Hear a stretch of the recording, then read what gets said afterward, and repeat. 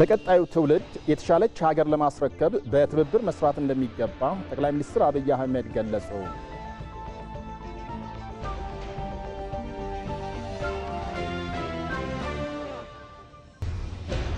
መንግስት ዜጎችን ተጠቃሚ የሚያደርጉ ስራዎችን አጠናክሮ እንደሚቀጥል ምክትል ጠቅላይ ሚኒስትር ተመስገን ጥሩነህ አስታወቁ።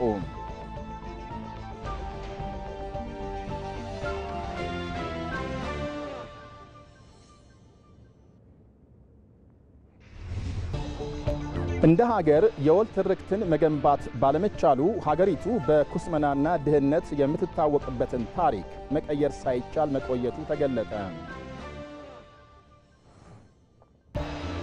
በቄለም ወለጋ ዞን የካዋ ገላን ወረዳ አርሶ አደሮች ከመስኖ ስንዴ በዓመት 2 ጊዜ ማምረት በመጀመራቸው ተጠቃሚ መሆናቸውን ገለጹ። የሩሲያ ጦር በደቡባዊ ዩክሬን 2 መንደሮች መቆጣጠሩን አስታወቀ።